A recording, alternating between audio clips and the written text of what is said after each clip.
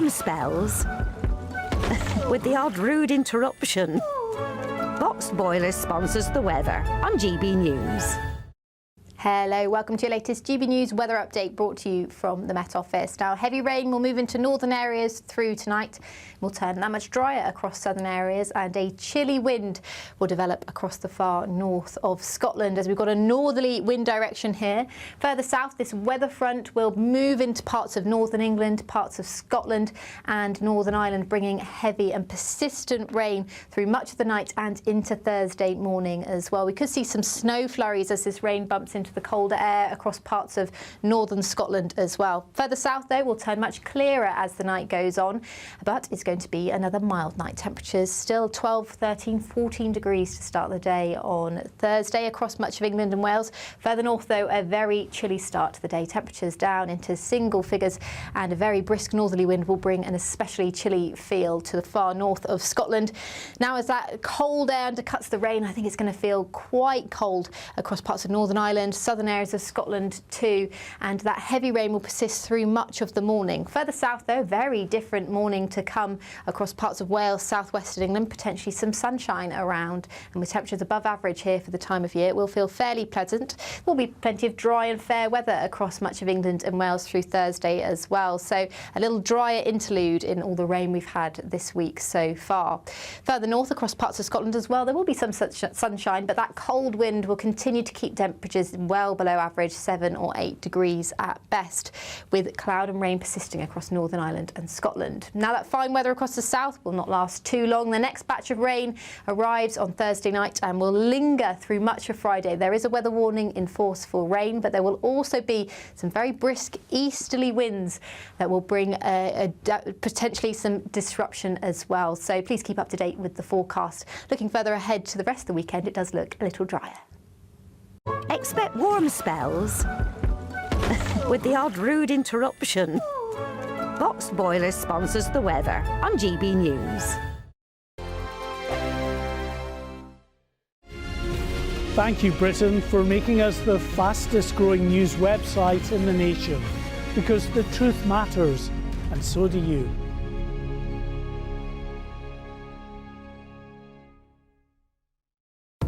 Good evening. This is the latest AI travel news from gbnews.com. There is congestion on M89 southbound at Junction 5 due to a stray sheep. Proceed cautiously. Heavy traffic on M4 eastbound near Junction 32 Corriton is causing delays, so expect a slower journey. In Reading, a road traffic collision has closed one lane on the M4 westbound exit slip at Junction 11. In Leicestershire, drivers face delays of 1.5 hours on M1 northbound between junctions 23 and 25. Normal flow should resume around 6:15. On the trains, disruptions on Avanti West Coast between Stafford and Wolverhampton affect cross-country services. For more travel news, go to gbnews.com.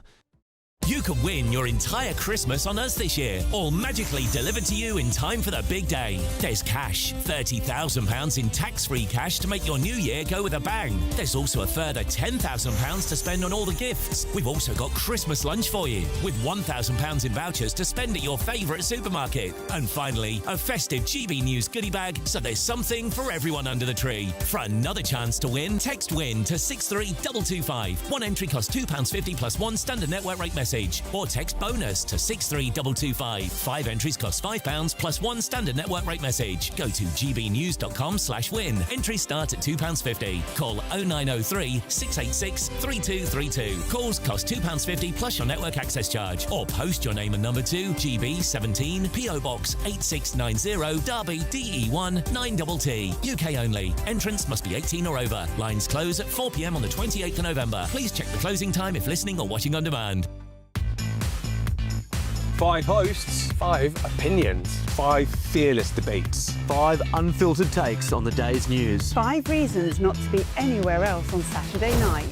This is the Saturday 5. You got me good there. Britain's biggest Saturday night TV show. It's not a bad brand. Yeah. Uncensored. Very, very racy tonight on the unpredictable. What did she say? Can you translate it for us? And always entertaining. And how can a country go from being led by William Wallace Saturday nights from 6 p.m. only on GB News, the People's Channel. Britain's news channel. You're going to want to stay tuned, trust me. Britain was once the envy of the world. But look around. A nation that no longer knows what it is or where it's going. A country that's broken. How do we fix Britain? How do we bring it back? Friday night with Matt Goodwin at 8 p.m. Only on GB News.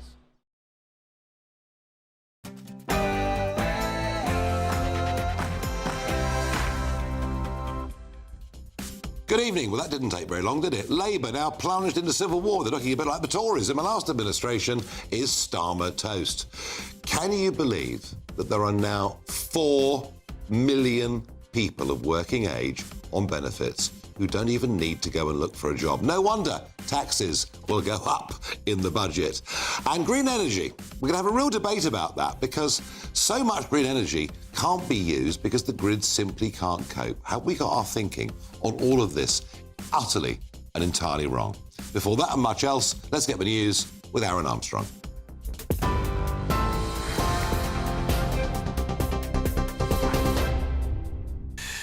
Thank you, Nigel. Very good evening to you at 7 o'clock here in the GB newsroom. President Trump has described the BBC as a left-wing propaganda machine, indicating his billion-dollar legal action against the corporation will go ahead. His press secretary, Caroline Levitt's been taking questions at her daily news briefing, including one from our US presenter, Bev Turner. Does this strain the relationship between the President and the Prime Minister?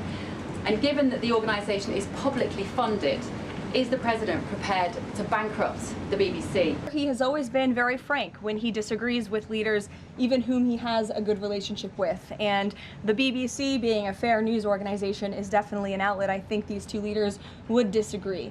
The President has made it very clear that this is a leftist propaganda machine that is unfortunately subsidized by British taxpayers, and he thinks that's extremely unfortunate for the great people of the United Kingdom and Great Britain. As you know, the President's external legal counsel has filed a lawsuit against the BBC. We expect that to continue, and whether they apologize or not is up to them. Meanwhile, the White House says fresh emails released by US Democrats, which appear to link Donald Trump to the late convicted sex offender Jeffrey Epstein, are a fake narrative to smear the US president. One email alleges Mr. Trump spent hours with the victim. In another, addressed to his associate Ghislaine Maxwell, Epstein wrote that Donald Trump knew about the girls, referring to the US president as the dog that hasn't barked. Trump has always denied any wrongdoing in relation to Jeffrey Epstein and has previously said the allegations against him are a hoax. Sir Keir Starmer's insisted Labour's united amid rumours of a potential challenge to his leadership. He has rejected claims that he authorised attacks on his cabinet ministers, including Wes Streeting, Shabana Mahmood and Ed Miliband, who last night it was briefed that they were preparing to launch bids after the budget. Well, speaking at Prime Minister's questions, Sir Keir defended his Health Secretary, who earlier denied he was behind an attempted coup. Wes Streeting earlier called for the Prime Minister to sack the people behind the self-defeating rumours about the Labour leadership challenge. Most unwarranted attack on a faithful since Joe Marler was banished in the Traitors final, and I think whoever's been briefing this should spend a little less time watching Celebrity Traitors and a bit more time watching Countryfile. Well, Mr. Streeting was speaking at the NHS Providers Conference in Manchester, where he pledged more than £20 billion for the service. Earlier, it was confirmed thousands of NHS staff in England will lose their jobs after the £1 billion needed to fund the redundancies was approved by the Treasury. 7 men have appeared in court charged over group-based child sexual exploitation against 11 teenagers in Bristol. The alleged offences span a period of 3 years between 2022 and 2025, when the victims were in their mid to late teens.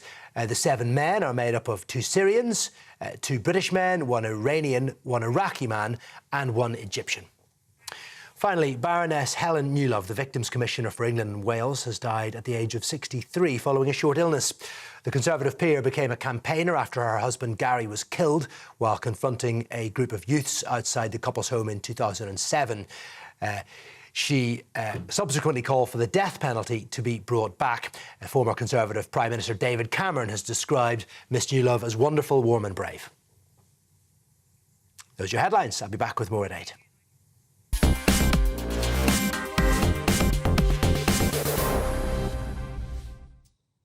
We are just 17 months into something quite remarkable, given that 2/3 of the seats in the House of Commons are held by Keir Starmer's Labour Party. Yes, I know they only got 1/3 of the vote, but that really isn't the point. But they have sunk. His personal popularity is now down, can you believe it, to only 13%. Only 13% of the latest Ipsos Mori poll think the PM is doing a good job. Last week, there were 2 opinion polls that put Labour 4th behind now the resurgent hard left Greens. So it's no real wonder that the backbenchers are getting pretty unhappy because, above all, what they want to do is keep their seats at the next election. But it would now appear that the problem may not be just the backbenchers, but actually the front benches as well. And Kerry Badenoch was, I have to say, perhaps doing better today than she does at some PMQs. And she was questioning the Prime Minister's right-hand man, Morgan McSweeney. Have a look at this. Just last night, his allies accused not just the Health Secretary, but the Home Secretary and even the Energy Secretary of launching leadership bids. These attacks came from number 10, nowhere else, his toxic number 10. The person responsible for the culture in number 10 is his Chief of Staff, Morgan McSweeney. Does the Prime Minister have full confidence in him? Morgan McSweeney, my team and I are absolutely focused on delivering for the country. And let me be clear, of course, Mr Speaker, I've never authorised attacks on Cabinet members. I appointed them to their posts because they're the best people to carry out their jobs. So Starmer, McSweeney, Reeves, it's probable if one of them was to go, in the end, they would all go. No wonder he defends McSweeney. But McSweeney is the one trying to keep the party in the relatively sensible centre ground against the left-wing threat. Well, the man at the centre of all of this is the ever-ambitious Wes Streeting. And here he was performing this morning. And when you watch this, just think to yourself, is this somebody who's genuinely funny, or was it somewhat over-rehearsed? Most unwarranted attack on a faithful since Joe Marler was banished in the Traitors final, and I think whoever's been briefing this should spend a little less time watching Celebrity Traitors and a bit more time watching Country File. My view would be heavily over-rehearsed and not too genuine, but there's a website up and running. It's Wes for Leader. Now, that could be a bit of fun. But here's the serious bit. Starmer is clearly in very, very real trouble. There are elements of what we saw over the last 24 hours that reminded me ever so slightly of the beginning of the rebellion against Boris Johnson. And I don't think this is actually about policy or politics. I think it's about Starmer's personality. He's wooden. He doesn't connect with ordinary voters and ordinary people. He may be a perfectly decent human being, but he doesn't connect. So I want to ask you, is Starmer toast? I believe he is. I want your thoughts. Tweet #Farage on GB News or email farage@gbnews.com. Joining me down the line to give me an expert opinion, somebody who is very good at reading the tea leaves of what's going on, Theo Usherwood, political journalist. Theo, is Starmer toast? He's in difficulty. He's in serious difficulty because, and I was thinking about historically where we find ourselves in. And you know, Nigel, that if you go back to Margaret Thatcher, her ideas were hers. Blairism belonged to Tony Blair. Indeed, if you look at your reform and you look at your particular brand of right-wing populism, it is yours. If Christopher Hope or any other political editor wants to know what you're thinking, they ring you up. They don't go to a right-hand man who does your thinking for you. And the reason I mention this is if you look historically, if you go back to, for instance, Theresa May, it was always Nick Timothy who was her brains. Jeremy Corbyn, it was Seamus Milne. And the same is true with Morgan McSweeney and his relationship to Keir Starmer. He is the brains of the political brains of his operation. And the reason this is so important for all your listeners at home or viewers at home who might be thinking, well, is this just a Westminster SW1 bubble story?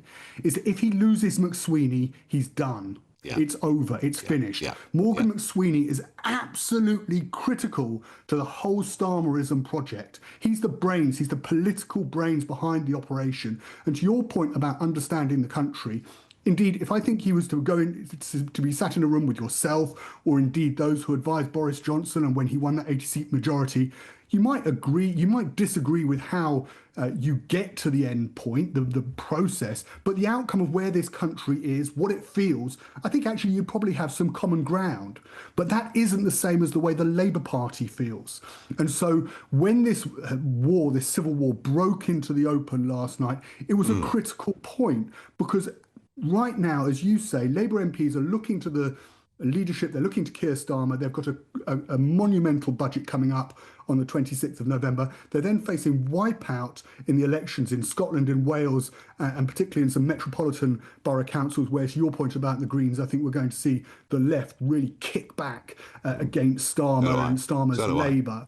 So I think there is a fundamental problem now that the MPs who won their seats back in July last year don't think that Starmer's the man to lead them into the next election, and they are now starting to openly talk about who should replace him. Wes Streeting is a canny operator. He knows the mistakes that Andy Burnham made by coming out into the open before the Labour conference. That's the end of that was the end of Andy Burnham's leadership challenge. So he's wise enough to try and put that to bed. But the fact that Morgan McSweeney, and they're going after Morgan McSweeney in number 10 as being the man who was responsible for those briefings last night. And Keir Starmer, it's all very well him saying, I didn't authorise the briefings, but ergo, he's then lost control of his number 10 operation. Yeah, of course. Right? Of course. Because if he can't control who's briefing what. Theo, you made the point. You made the point very, very well that Thatcher knew what she stood for, Blair knew what he stood for. Could you define Starmerism? Well, I can only define it insofar as I could. I understand what Morgan McSweeney's about. I understand that he, and I knew him actually going back to 2010 much better, and he was part of a Labour crowd in Lambeth in South London. Previously, he'd worked in Barking as well. He understood the threat that Labour faced from the right, and he understood that in order to try and improve the lot of working people, there had to be substantive changes, and it was only that way that you could see off, dare I say it, reform and others, and indeed Boris Johnson's Conservative Party. But in terms of Keir Starmer, what Keir Starmer stands for, it's very difficult. No, I don't really understand what he stands for. Nor do I. But I do understand what Morgan McSweeney stands for, and that's probably more critical in terms of if he loses McSweeney, he's in real trouble. Theo Usherwood, as ever, great analysis. Thank you for joining us this evening. Live down the line, I'm joined in the studio by Kwasi Kwarteng and the noble Lord Glasman. Interesting. I said that I thought that, what we saw there from Wes Streeting was a bit fake. But I think the point that he's playing his cards more cleverly than perhaps Andy Burnham's bullet a gate operation is perhaps a fair point. Look, I think viewers, people should understand what happened today was extraordinary. You've got a Prime Minister. He's got a fairly tight, loyal operation. They've clearly briefed against senior cabinet ministers. Yeah.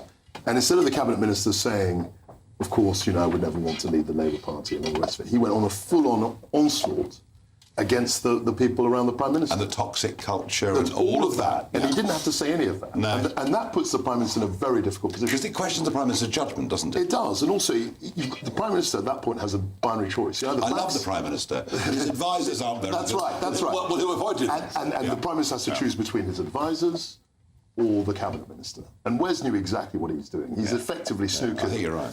Starmer. And I think Starmer's authority, such as he had any, is now a lot less now than it was yesterday. Morris. Yes, Nigel. Labour peer. Yeah. Good evening. Good evening. Not been the best day, really, has it? What's happened? Come on. It's a mess, isn't it? Yeah, look, I've got to be straight with your viewers, with you. Morgan McSweeney is a friend of mine. I actually saw him yesterday, and no discussion whatsoever about any of this. As your correspondent said, he's resolute about defining the direction of the government. So, Nigel, we can be competitive with you. So that this could be a real election about security, about borders, about the boats. I mean, Morgan McSweeney, I've known him since Dagenham, Barking and Dagenham, where we took on the BNP. And he's a really good guy. So they've been trying to take Morgan out. I don't think civil war is well overblown, but everybody knows there's Blue Labour and there's New Labour, and there's a contestation. But there's now the growing left in Labour as well. I don't know. I still don't. I think the growing left is in the Greens, in your party. But Maurice, the point is the growing left in the Greens and the pro-Gaza mob, they're taking Labour votes. Yeah, they're taking some Labour votes. I would say that you're taking quite a lot of Labour votes too. But that's the problem that Labour faces. You've got Reform taking Labour votes in the heartlands. I think this could work out. I am absolutely sure that the next election is going to be me and Nigel sitting here competing for number 2. That may well be true, but will Keir Starmer be the leader of the Labour Party? Well, that I can't say. What I do say... Oh, I see. So you've lost confidence as well. No, it's not that at all. What You're I not think... exactly. You're not exactly bullish about it, are you? You can't be, right? After the year and a half we've had, it would be ludicrous of me to sit here. The government's got an identity crisis, that's for sure. It doesn't quite know where it is, that's for sure. What I do know about Keir Starmer is that when he got in, he did purge the Corbynites. He did detoxify Labour. And people like me admired that. Right, and people like me admired that very much. Now, that was done with Morgan, that's absolutely correct. What we didn't think, just to let you know, we didn't think that your party would lose like it lost. No. So we thought 2019 we've got 2 terms, right? Everyone thought that with Boris, and he won the majority. He was going to be there forever, wasn't he? Do you remember? Yeah, he was. Yeah. He was. Okay, but then it didn't happen. That I'm just going back in time. Yeah. So last Parliament, we thought our job was to actually restore the integrity of the Labour Party to being a reasonable organisation. That we did, but then following your budget and those things, there was a catastrophic fall in the Conservatives, which, to be honest, we didn't predict. So a huge amount of the policy work has to be done in office. You know, so I think... You had 14 years in that position. No, look at those 14 years. First of all, we had Ed Miliband, so we can count that out for 5 years. Then we had... You're very loyal, are you, to your own party, really? I'm very loyal to my party. I want to see Labour. What I'm saying is the work done then was not serious work for government. Then we had Jeremy Corbyn, which was anti-serious, right? How did you stick with the party when Corbyn was leader? No, I support Spurs. I don't care who's the thing. I'm a loyal, faithful person. Labour came to me like the Conservatives were to you. They came with the family. I mean, I'm loyal to Labour. I mean, I'm Jewish. I don't care what the chief rabbi says. I'm not going to change my faith. You know, these are things, aspects of my identity. I am who I am. And I love Labour. I love Ernest Bevin. I love Peter Shaw. I love Barbara Castle. I love those people. They taught me and they formed who I was. I think the Labour Party is a miracle in our country. A conservative, non-revolutionary socialist party. And when the war was on, no one disputed our patriotism. No. It's a long time ago, Maurice. It is a long time ago. Yeah, but for me, it's still vivid in my mind that Labour did that. I also don't think that the Wilson administration was a disgrace. I think there were many serious things that were done. But look at where we are now. Well, we are today where we are. You said the Tories... You were just asking me about that is your core as a person. So, I'm saying that I'm supporting this government and I'm supporting Keir Starmer at the moment because I don't see any alternative to that. And this, to me, with Wes Streeting, is student union politics. So I saw Morgan yesterday. I can tell your viewers, this was nowhere near our conversation. Well, it was by 7 o'clock last night. Yeah, and that's the point. They're saying it's number... Look, this has been bubbling along and all of that. No, but the actual analysis... Isn't the truth of it, Kwasi, that the Labour Party are realising that Starmer just isn't up to it? So what has happened? You mentioned it earlier in your comments. He's at 13%, which I think is lower than Liz Truss was at her, worst. And so the Labour MPs are terrified that they're going to lose their seats. And when MPs start worrying that they're going to lose their seats, they get very, very focused on changing leader. Now, the issue with Labour, if I may say so, is that they don't have the process that we had. For us, it was very easy to get rid of Labour. Oh, you did it regularly? Letters. Yeah, we did it every month. We did it regularly. They don't have that. But it's clear to me that if there was a vote in the parliamentary party... He'd lose. He would lose. Yeah, and I think if there's a vote with the members, he would lose too. And linked to that... No, we're going to move on. Linked to that is what I'm about to debate with you after the break. There are 4 million people on out-of-work benefits with no obligation to even seek a job. And, folks, If you're a hard worker paying your taxes, this is who you're paying for, and it's why in Rachel Reeves's budget, your taxes will go up. All of that in just a moment. Hello, welcome to your latest GB News weather update brought to you from the Met Office. Now, heavy rain will move into northern areas through tonight. Will turn that much drier across southern areas, and a chilly wind will develop across the far north of Scotland as we've got a northerly wind direction here. Further south, this weather front will move into parts of northern England, parts of Scotland and Northern Ireland, bringing heavy and persistent rain through much of the night and into Thursday morning as well. We could see some snow flurries as this rain bumps into the colder air across parts of northern Scotland as well. Further south, though, will turn much clearer as the night goes on, but it's going to be another mild night. Temperatures still 12, 13, 14 degrees to start the day on Thursday across much of England and Wales. Further north, though, a very chilly start to the day. Temperatures down into single figures, and a very brisk northerly wind will bring an especially chilly feel to the far north of Scotland.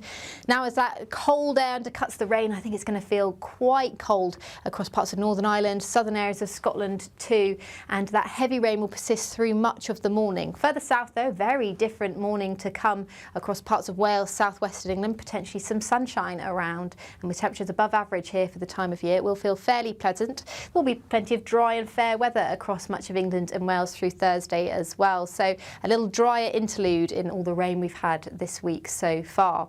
Further north across parts of Scotland as well, there will be some sunshine, but that cold wind will continue to keep temperatures. Mornings don't have to be tiresome, especially if you have the right company. Wake up to news as it happens, opinion and debate, and of course, a little bit of entertainment too. Because when the kettle's on, we're on. That's Breakfast on GB News, a show worth waking up for. Every morning from 6 a.m. Only on the People's Channel, Britain's news channel. We'll spread the news, you spread the word. From the school run to the home run, watch a new show for all of Britain. So he can say whatever he wants. A straight talking show where all voices are heard. And, you know, when are we going to stop talking about smashing the gangs and actually do it? With the stories that matter from every part of our country. There's a bit of a crash landing there for your Chancellor. Bold, fearless and standing up for you. That's me, Martin Daubney, 3 p.m. till 6 p.m, weekdays, here only on GB News. The People's Channel, Britain's news channel. Westminster's full of talk, but out here, it's the real world. Am I allowed to talk then? No, that's it. This is where it matters, real people and real lives. That's what politics is all about. In fact, has Trump made a good start? No. Straight answers, no spin, and just a couple of pints. How many fingers have I got up? About 10. So join me for Lee Anderson's Real World every Friday at 7 p.m, only on GB News. The People's Channel, Britain's news channel.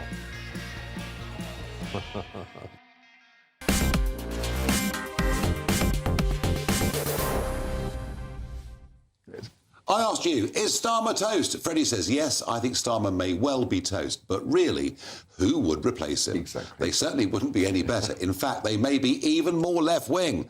Best stick with the devil we know. I think actually the likelihood is the next leader may well be more left-wing.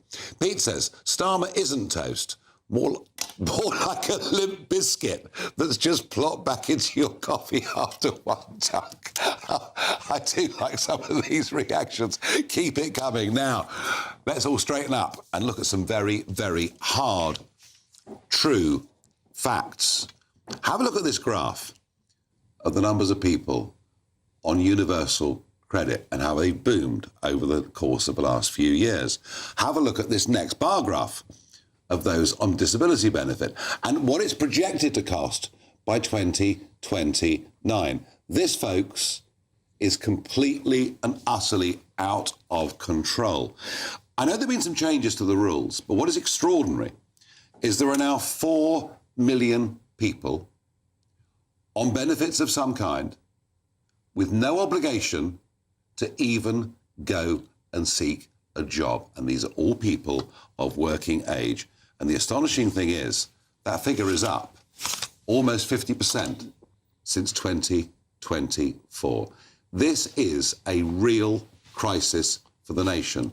It is also, I have to say, a deep insult to hard-working people. I mentioned last week that I'd met two lads who leave Eastbourne at 5 o'clock every morning.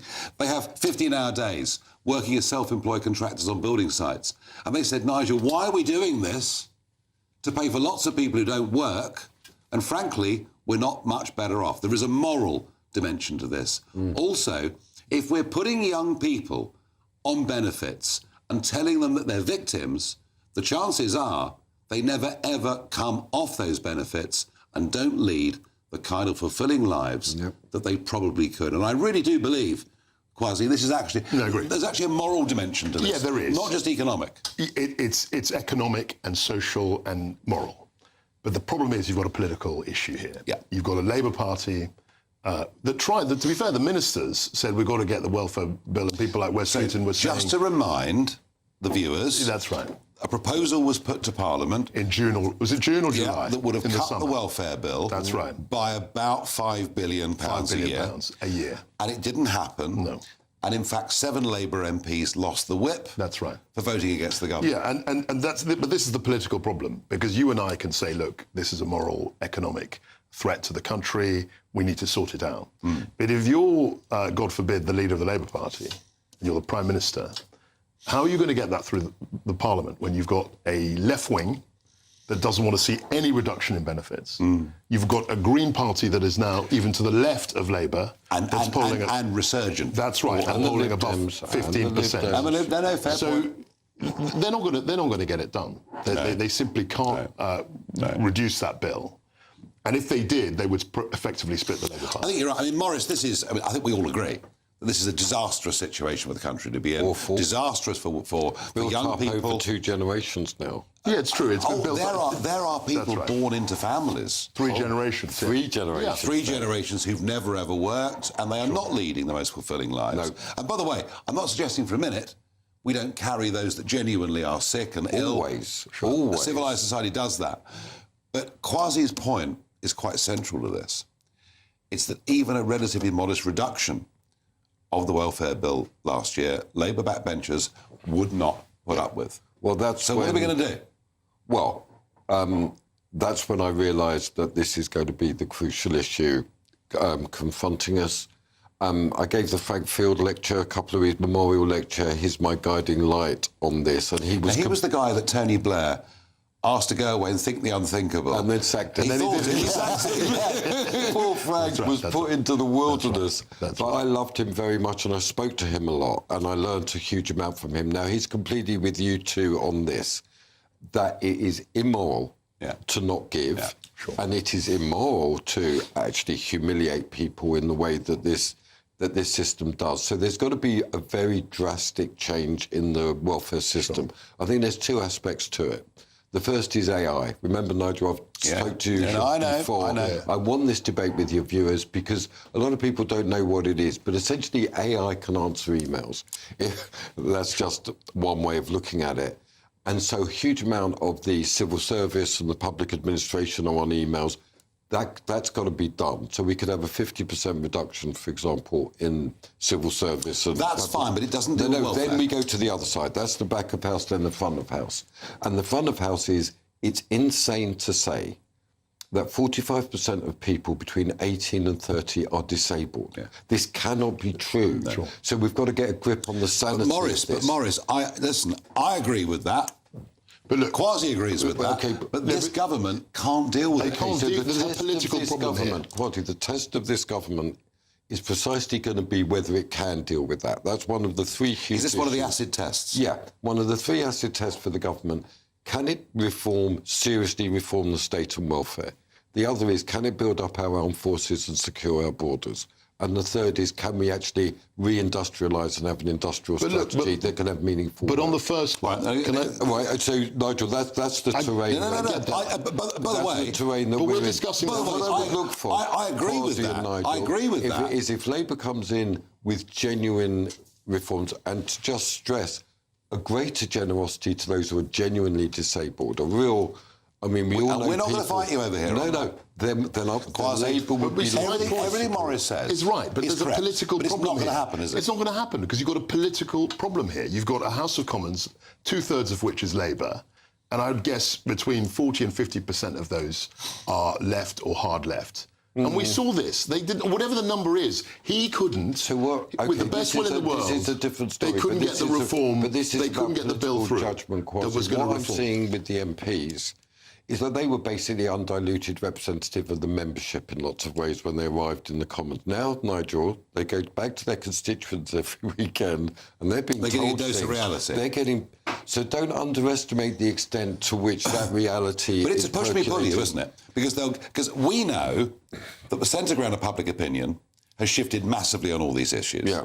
You know, particularly from working people and the objection to open borders. I get all that, but the push me pull you is that the Greens exactly we're above Labour twice last week. That's right. Yeah, but you can't just dismiss that. But look, if we could get those people to go to the Greens, then we can have a proper Labour Party that can deal with this. You won't get enough votes. You won't have enough support. Well, that's where actual parliamentary comes in. We'll defy the Conservative Party and say, do you support our welfare reforms? Will you vote for it? Well, do you know what? And, Nigel, we also say the same to you. I have to say, Maurice, yes, if the Labour Party put forward the right proposals, I think we'd be completely incumbent. But I can't see it. Labour's majority is so big in this Parliament that they will carry the vote or they will vote against it. What the Tories do, what Reform does, it won't matter. is neither here nor there. They've got a majority of 170, let's go back to and if they manage their party, forgive me, they should be able to get the reform to reality. that you're if there talking was about. genuine, clear and understandable,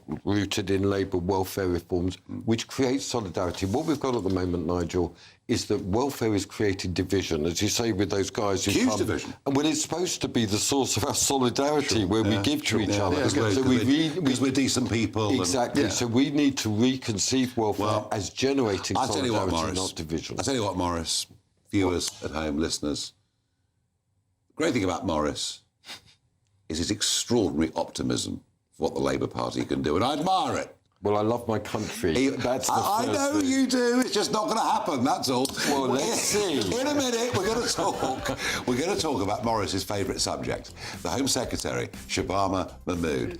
If she doesn't get tough with the French, people are going to get even angrier.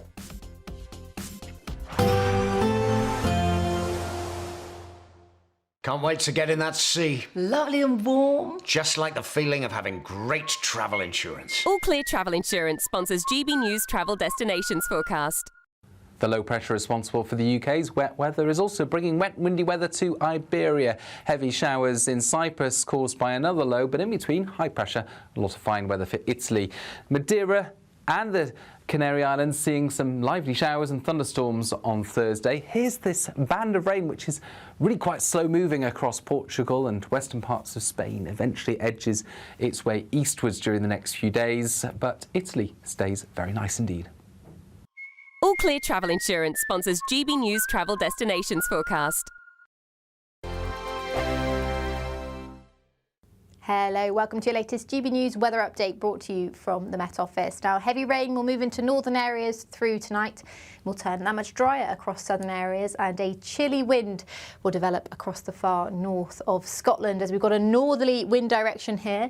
Further south, this weather front will move into parts of northern England, parts of Scotland and Northern Ireland, bringing heavy and persistent rain through much of the night and into Thursday morning as well. We could see some snow flurries as this rain bumps into the colder air across parts of northern Scotland as well. Further south, though, will turn much clearer as the night goes on, but it's going to be another mild night. Temperatures still 12, 13, 14 degrees to start the day on Thursday across much of England and Wales. Further north, though, a very chilly start to the day. Temperatures down into single figures, and a very brisk northerly wind will bring an especially chilly feel to the far north of Scotland.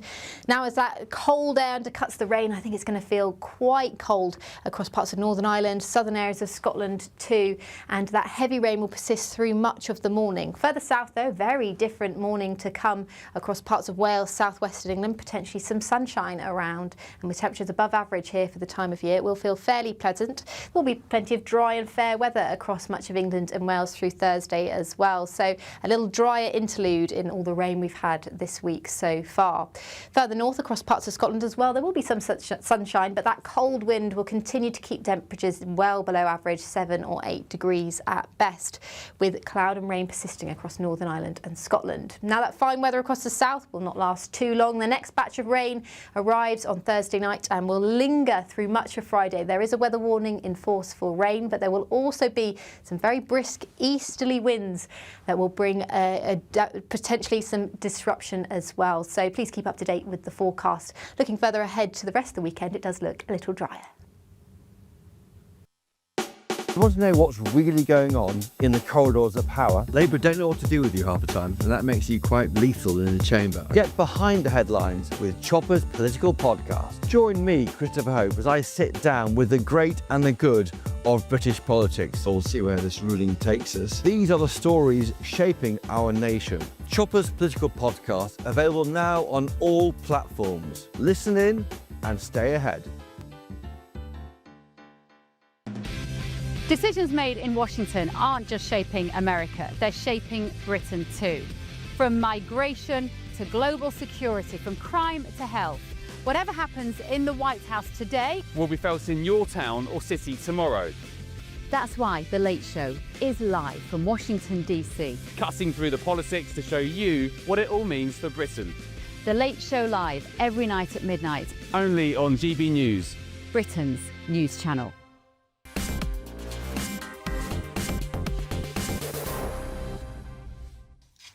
We keep throwing more money at them. Over £800 million so far since 2014, and more money promised. But it's OK, because the government had a major reset with the French.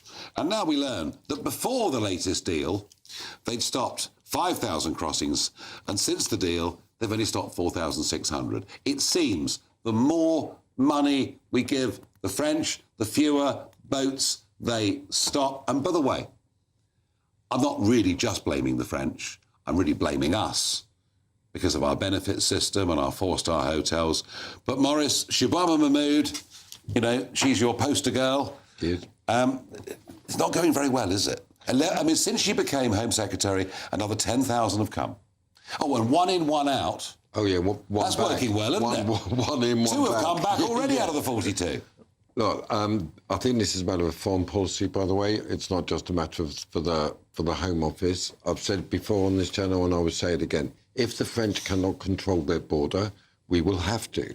We've had to do it before. We've got to put the Royal Navy in the channel. Yep. We've got to stop the boat. And what would they do? What would the Navy do? What the Navy would be a blockage to the boats. You know, they would challenge the boats. I've gone on about it before. There's also drones that can go and target each boat. What are you going to do? You can't bomb the boats. No, you say turn back, and then the actual Royal Navy blocks them coming. It's not beyond our technical ability to stop the boats. And the public want us to do it. What about I wanted to do smash the gangs? I mean, your government. Yeah, but this is Smash the gangs is nonsense, isn't it? Yeah, it's fantasy world. It's a fantasy world. I want to smash the gangs, but that's not going to stop the boats. The only thing that's going to stop the boats is actually military deterrence. But the point is, our relationship with France has got to be transformed. We're treading on eggshells the whole time. We're scared of them, aren't we? We are, but the point you made earlier is absolutely right. We are a honeypot for every migrant in the world. Yeah. We talked about the benefit system. Yeah. We talked about the everybody in the four-star world hotels. knew what it was like to live in England. They'd all live in England. This is the best country in the world. But we make it more attractive for people who've never put any money into the system. And they don't get it in France. And that's why they come. And we've got to deal with that. I think, you know, we can be annoyed with the French, but I think it's really our fault. Now, the What the Farage moment, and this is really important because I think we need to talk more about the Green Party and what it actually is. Now, my What the Farage moment yesterday was talking about Rachel Millward, one of the deputy leaders of the Green Party, saying, refugees welcome here, until they arrived in her own backyard with 600 about to be put in a military camp in Crowborough in East Sussex. But today she's visited the camp and she's rather changed her mind. So I'm here outside the Crowborough training camp where the Home Office has decided to temporarily house 540 asylum seekers. What struck me most actually from this first site visit is the stories from the Home Office staff of the asylum seekers in other sites. They're talking about surgeons and doctors and lawyers, people who come from Eritrea or Afghanistan or all kinds of different places, who really should have the right to work. What? Upper middle class twaddle. I've never heard such utter rot in my life. But that's the Green Party for you. It's people like Rachel. However, there's a new side to the Green Party. Here's their other deputy leader, Mothin Ali, from earlier this year. Raise the voice of Palestine! Allahu Akbar!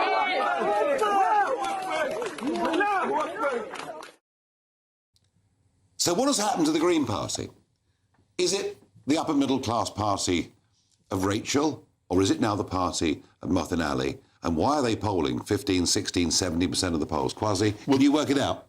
Those two leaders, essentially, or deputy leaders, that is the modern left in Britain today. It's bizarre. You've got very well-meaning, upper-middle-class, well-heeled liberals. Privately educated. She was at Oxford, I believe. Go easy, Nigel. And very left. And then you've got a much more urban, pro-Palestine left that are coming together and driving the country even further left. I can't get my head around it.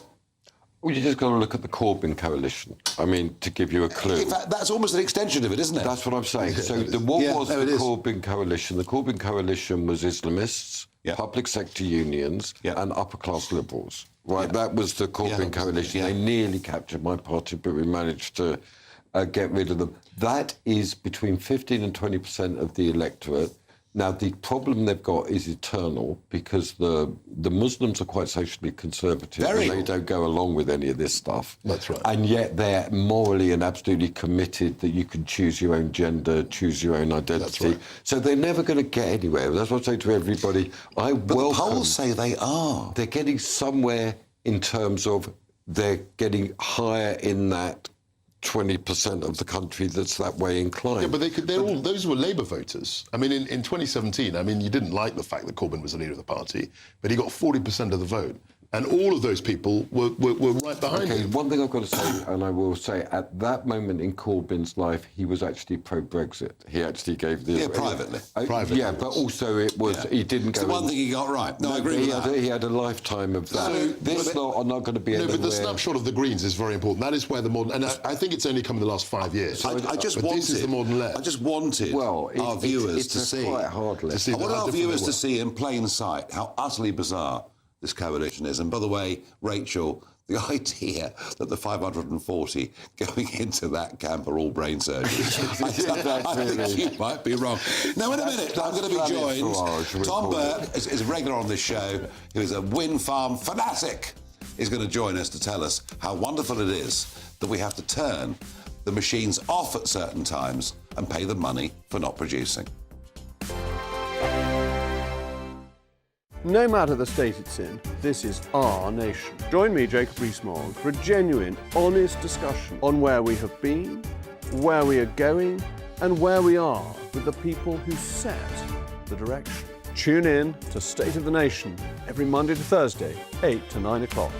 Only on GB News. Bold. They are under no illusion. Ray. Are you a human trafficker? Boundless. I've had enough of the nonsense, and I'm not afraid to say it. Don't get this on the BBC. Every weeknight, I tear through the headlines. The smell of gasoline. Should we be worried about it? From Westminster madness to cultural war chaos. What I'm going to do now is they are throwing things out the car as we speak. Get ready, Britain. Here we go. Patrick Christie's tonight, weeknights from 9 p.m, only on GB News, Britain's news channel.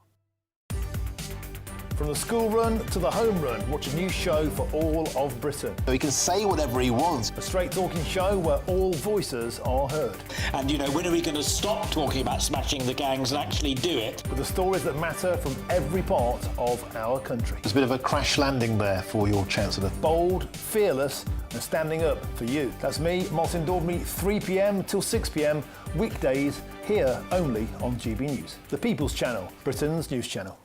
Hi, I'm Michelle Dewberry, and my show is your opportunity to cut through all the noise and dive in headfirst to some robust debates. Ideas clash. Situation, No, isn't it? no, Because the failure is you're deliberately avoiding my point. Nothing's held back, And if you think this is the end of it, wait for more. and we do not shy away from the difficult stuff. Sometimes I want to shake people and say, if only you understood. So join me on Jubes & Co. weeknights at 6 p.m, only on GB News, Britain's news channel. You want to know what's really going on in the corridors of power? Labour don't know what to do with you half the time, and that makes you quite lethal in the chamber. Get behind the headlines with Chopper's political podcast. Join me, Christopher Hope, as I sit down with the great and the good of British politics. We'll see where this ruling takes us. These are the stories shaping our nation. Chopper's political podcast, available now on all platforms. Listen in and stay ahead. Britain deserves a newsroom that puts the facts and your voice first. Well, and that's what you get on GB News. Lively debates, lively conversation. And we're not afraid to hold power to account. And each other. So join me, Andrew Pierce. And me, Miriam Gates, for Britain's Newsroom, weekdays from 9:30 on GB News. At GB News, we love to hear from you, our loyal community. So drop us a line at gbnews.com/yoursay. There, you can talk to each other and also to the presenters live on air. gbnews.com/yoursay, because GB News is your channel, Britain's news channel.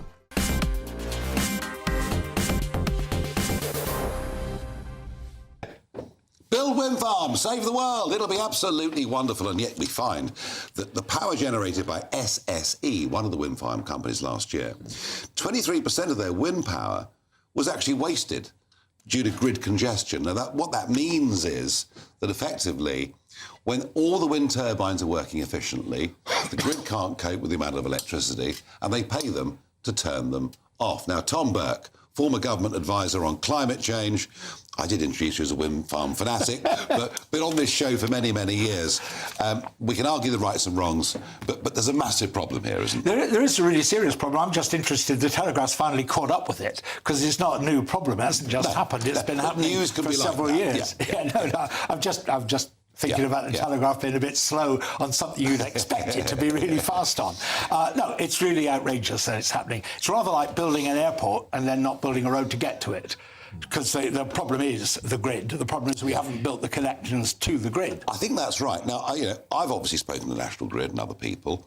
As it's been explained to me, the grid that we have can cope with constant baseload power. So it can cope with a nuclear power station, but it can't cope with intermittent wind energy. And therefore, the wind energy to work, we need to spend ridiculous amounts of money on the grid. No, that's wrong. I don't know who you spoke to, but they weren't telling you what was right. Go on.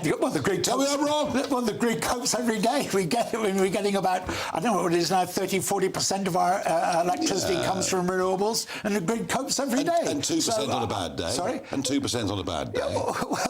Yeah, but we have actually, that's why we still have gas-powered power stations, why we'll still have them for some time, but we know how to do it. The thing is, you can't look at this problem as if you're trying to choose between technologies and one's good and one's bad. You have to look at how the system works. And actually, you know what? AI is going to make it even easier to use a system that is actually flexible like this and deliver better value for consumers. So if the government gets it right, it could really do well with wind power, because nobody's arguing that wind is not cheaper than the other forms of electricity. Well, at the moment, it's more expensive because of all the subsidy. Even the Liberal Democrats today are changing their minds. Funnily enough, it crossed my mind that you might bring up the question of subsidies. The Dems are doing it, not just me. But let me bring up another subsidy. We're spending about $10 billion a year in subsidies to an oil industry that some people want to keep. Well, we're taxing them. Hang on. We're taxing renewables as well. We're taxing everything. All I'm saying is, look it up. We're not doing it in a big lump. So you have to look in a number of different pockets. How are we subsidising fossil fuels? How we subsidize? Well, for a start, we have depreciation allowance on investment in fossil fuels. We have... but that's a business thing. Well, it's a business... Well, subsidy... What do you think renewables are? That is a false... I'm sorry. That's a false... But I tell you what, I'm going to ignore that. But I am going to... I see Malcolm is smiling. But I am going to talk about the grid. Because there is a serious point here that we do agree on. So look, we do agree. The grid doesn't work. So I agree with half of what Tom says. We have subsidised wind farms to an extraordinary extent. But we believe that this technology will actually reduce carbon emissions. And if you don't believe that, then we're in a different. We've got a different. Well, there's some ways I believe it will deliver cheaper electricity. I'm very concerned. But we have about subsidised people's it. bills. You've got to be honest with viewers. For 20 years we subsidised it. No, of course we do. My point is, my real point is. I signed a lot of those checks. No, I know you did. My point is, we subsidised everything that we produce electricity, everything. Well, we can. So now you can have an argument about which gets better value. Can I just quickly say about the grid? I think what Tom says is right. If you've got better technology through AI, you will be able to balance the grid more efficiently. And so some of these. I think it'll improve things, but Maurice, there is a massive problem here. It seems to me. I mean, and I think the great British public are beginning to ask questions about all of this. Quite. And one of the issues, I mean, there's a lot of issues raised, and there is greater agreement with you than I should say. But the grid needs upgrading. That's the huge first issue. Energy prices in our country are complete drag on our competitiveness and our industrialisation. We need, just to state the articles of faith and reality, nuclear, fossil fuels and renewables in a combination. Yes. This is absolutely the case. So what I would do, I think energy security is a national security issue. I would actually put the upgrade of the grid into the MOD, make a Ministry of Defence issue. Part of the increases in defence spending has got to be the upgrading of the national grid. I find it actually a quite obscure and unaccountable organisation in lots of ways. What, the National Grid? Yeah, I can't get straight answers out of them on why the prices are twice as high. We've got different answers out of them. But I was going to say, Nigel and I have agreed, one of the things we've really agreed on is not much sense in building large-scale nuclear power stations that we're going to make... Well, no, and by the way, I've heard a rumour that the government are going to announce investment in small modular within the next 24 hours. That must be a good today. And would you, I mean, OK, you've been a great proponent of renewable energy and you've argued that case for many, many years. What do you think about the idea if we can get the small modular nuclear reactors to work? You show me where you can buy one and what it will cost, I'd be interested. Well, I could get them from Ukraine. What they've done in Ukraine... Yeah, but nobody's got one. Let me be really clear. There are a few operating, about 3, I think, in the world. It's mostly experimental at the moment. People have got... I'll tell you where we have got reactors. In a sense, Malcolm's right about an important fact. It's Maurice. Sorry, Maurice. My cousin's Malcolm. Yeah, it's right. Just call him my noble lord. Yeah, I know. That's the even better way to do it. No, Rolls-Royce have been building nuclear reactors very safely... In submarines. ...to put in submarines. I'm completely in favour of us continuing to do that. I don't think anybody who thinks we want to get rid of our submarines is... not going to be the people who benefit from that will not look after the climate better than we are. Just to come in with one point of information for everybody is when I've gone to Ukraine, I have seen them working. They've developed their own small modular reactor. And that's one of the reasons they've been able to keep the lights on when Russia's been taking out. Well, you'll also know that Rolls-Royce are developing SMRs. Yeah, no, that's why I was picking up. That's why I'm picking up. So if SMRs work, are they a better future for us than wind energy? But let's see if they work, because we don't know that they work. I did caveat that. If SMRs work, is that really our future? Well, then let's look at the economics. But until they actually work and you can see it, you don't know. Oh, you see, this is the problem when you get religious fanatics like Tom. That's exactly what the civil service say. Well, we don't know. No, wait. I'm simply saying if they're on offer and they deliver as promised, then I can't see... The issue is you need to put some money into it. Would I argue that? No. Yeah, you need to put money into it. Well, we are putting money into it. We have done, and then we have been very... we're going to be That's true on a number of things that we've done. Let's just wait and see. As I say, I've heard today that the government are going to make some announcements about investments in SMRs. No, they've made it, actually. They made it? Right. Well, there's an announcement in the Telegraph, I think it was Telegraph, one of the papers within the last couple of hours? saying they're going to build 3 at Wilfair. Yeah, sometime this afternoon. There was an announcement. I do pay attention. No. Things are coming.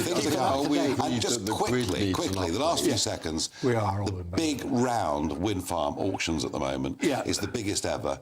And it looks like Miliband could be paying 30 or 40% above market price and guaranteeing prices for the next 20 years. Well, that's all right. I'd say if you're up for Miliband sins, agreeing to go ahead with Sizewell, we'll be paying even more than that, a lot more than that. And what's more, we're asking today's consumers to pay for something that will charge them more for electricity. And by the way, hang on. Saying we're bad and they're worse. It's not an answer. It's not an answer. I tell you what, I am going to have to draw stumps on all of this.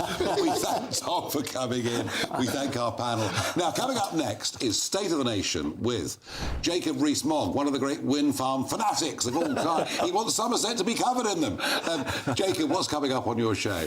Certainly not that. We've got to carry on talking about Keir Starmer, who seems to be under serious threat tonight, that his response, or the response of Downing Street, to machinations by senior cabinet ministers has been deeply unsatisfactory, has made the problem worse, and now his own independent ethics advisor has said he bungled it in relation to the appointment of the Football Authority chairman. So Starmer is in all sorts of trouble. It looks as if they're doing what the Tories do all the time. But I've also got a fascinating story on Northamptonshire Council, which is run by Reform and seems to have joined the Uni Party. I know, and we're going to find out why. Tax. I don't know why. Jacob, we'll look at all of that. But I'll tell you what, they're first. Let's see what the weather's doing. It's easier. Expect warm spells with the odd rude interruption. Box Boilers sponsors the weather on GB News. Hello, welcome to your latest GB News weather update brought to you from the Met Office. Now, heavy rain will move into northern areas through tonight. Will turn that much drier across southern areas, and a chilly wind will develop across the far north of Scotland as we've got a northerly wind direction here. Further south, this weather front will move into parts of northern England, parts of Scotland and Northern Ireland, bringing heavy and persistent rain through much of the night and into Thursday morning as well. We could see some snow flurries as this rain bumps into the colder air across parts of northern Scotland as well. Further south, though, will turn much clearer as the night goes on, but it's going to be another mild night. Temperatures still 12, 13, 14 degrees to start the day on Thursday across much of England and Wales. Further north, though, a very chilly start to the day. Temperatures down into single figures, and a very brisk northerly wind will bring an especially chilly feel to the far north of Scotland. Now, as that cold air undercuts the rain, I think it's going to feel quite cold across parts of Northern Ireland, southern areas of Scotland too, and that heavy rain will persist through much of the morning. Further south, though, very different morning to come across parts of Wales, southwestern England, potentially some sunshine around, and with temperatures above average here for the time of year, it will feel fairly pleasant. There will be plenty of dry and fair weather across much of England and Wales through Thursday as well, so a little drier interlude in all the rain we've had this week so far. Further north across parts of Scotland as well, there will be some sunshine, but that cold wind will continue to keep temperatures well below average, 7 or 8 degrees at best, with cloud and rain persisting across Northern Ireland and Scotland.